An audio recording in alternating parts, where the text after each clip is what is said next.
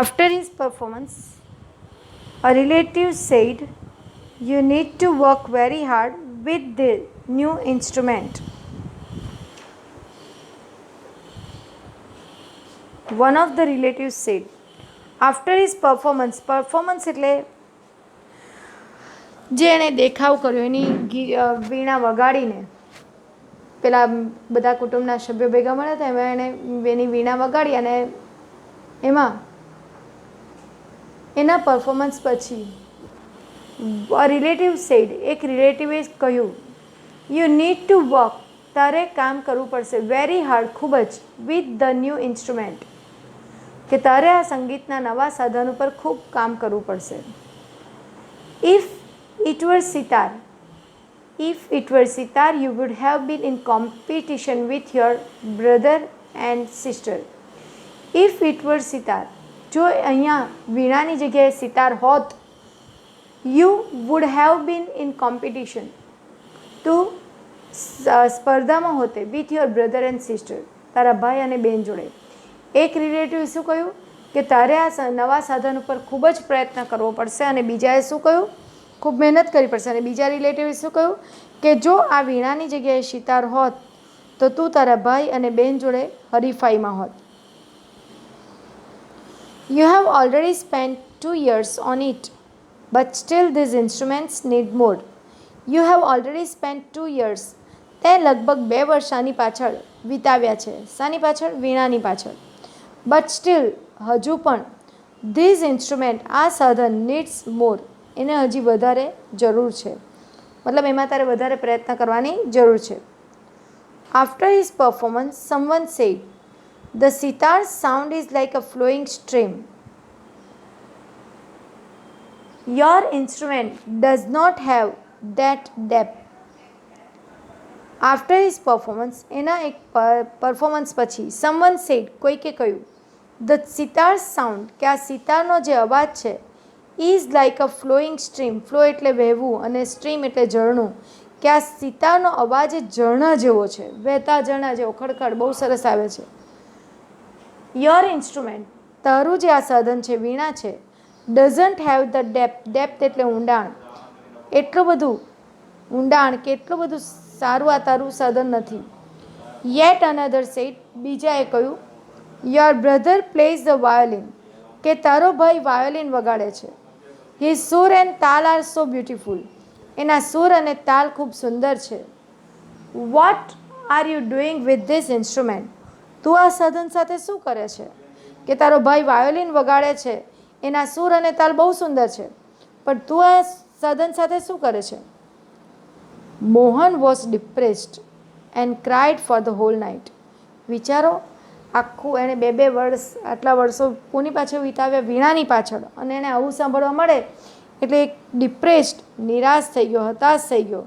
And cried, એ રડ્યા. For the whole night, આખી રાત એ રડ્યા.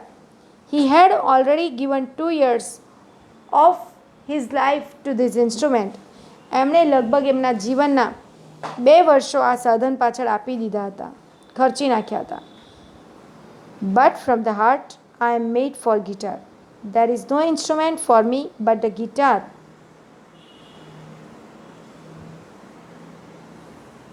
He thought, but from the heart, પણ હૃદયથી એમણે શું વિચાર્યું? થોટ એ થિંક, THINK, થિંકનું ભૂતકાળનું રૂપ છે, કે એમણે શું વિચાર્યું હૃદયથી? આઈ એમ મેડ ફોર ગિટાર. મેડ એ મેકનું ભૂતકાળનું રૂપ છે, કે હું ગિટાર માટે જ બન્યો છું. There is no instrument for me, મારા માટે બીજું કોઈ સાધન નહીં હશે, બટ ધ ગિટાર, ફક્ત ગિટાર જ હશે. એમણે આ વિચાર્યું. This instrument will become my face to the world. Face એટલે ચહેરો નહીં, પણ ઓળખ. ઓળખ, કે હું શાનાથી ઓળખાઈશ? ગિટારથી, વીણાથી.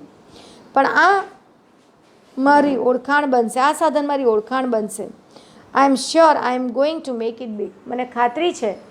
એ નિરાશ તો થયા, રડ્યા પણ ખરા, પણ પાછું એમણે શું મન મનાવ્યું કે મારા માટે તો આ જ સાધન છે અને આ જ સાધનને હું મારી ઓળખાણ બનાવીશ અને મને ખાતરી છે હું એને ખૂબ મોટું બનાવીશ, very big. He was determined એટલે દ્રઢ નિશ્ચય, અને આવો એમણે દ્રઢ નિશ્ચય કર્યો કે હું આને મારું ઓળખાણ બનાવીશ અને હું એને ખૂબ જ મોટી બનાવીશ.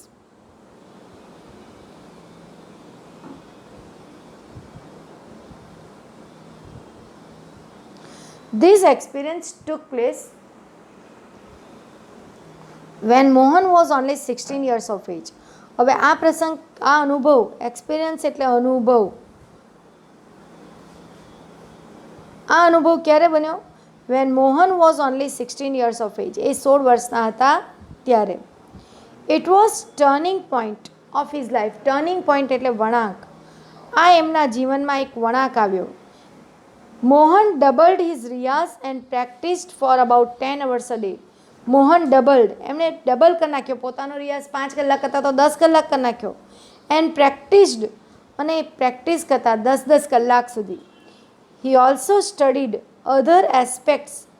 એસ્પેક્ટ્સ એટલે પાસાઓ, કે બીજા જે ગીટારને લગતા જે પણ કોઈ બાબત હોય એ બાબત એમણે અભ્યાસ કર્યો. He decided to incorporate speciality, technique and sound of every instrument into the guitar. He decided to incorporate. Incorporate મતલબ એમણે ભેગા કરવાનું નક્કી કર્યું, સમાવવાનું નક્કી કર્યું.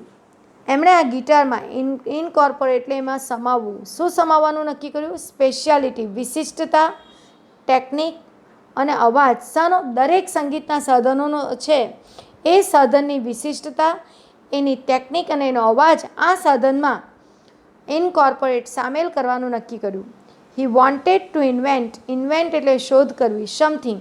એ એવું શોધવા માંગતા હતા which gave the sound and tune of the western guitar, કે જેના અવાજ અને ટ્યુન ભલે પાશ્ચાત્ય ગિટારનો હોય, but could be played like an Indian veena, પણ એ કેવી રીતે વગાડી શકાય? આપણી વીણાની જેમ. ભલે એનો અવાજ પાશ્ચાત્ય હોય, એનું ટ્યુન પાશ્ચાત્ય હોય, પણ એ વગાડી કેવી રીતે શકાય? આપણી વીણાની જેમ. Not only the sound that my instrument produce is important, but it must also express my vision. Not only the sound, ફક્ત અવાજ જ નહીં, that my instrument produce is important, કે મારા સાધન દ્વારા જે અવાજ ઉત્પન્ન થાય છે એ અવાજ જ નહીં, એ જ મહત્ત્વનો નથી, પરંતુ it must also express. Express એટલે વ્યક્ત કરવું, પણ એણે વ્યક્ત પણ કરવું જોઈએ. શું કરવું જોઈએ?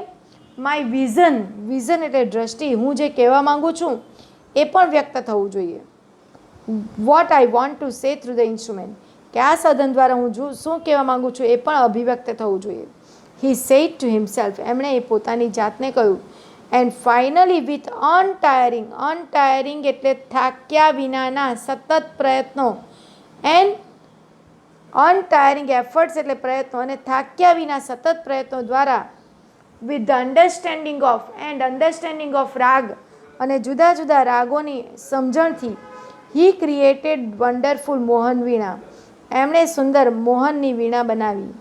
Today the world know Mohan as Pandit Vishwamohan Bhatt, અને આજે આ દુનિયા મોહનને પંડિત વિશ્વમોહન ભટ્ટ તરીકે જાણે છે, જેમણે ગ્રેમી એવોર્ડ જીત્યો. I just followed my heart passion and here I am, said Mohan at the award ceremony in 1993. આ મોહન શું કહે છે?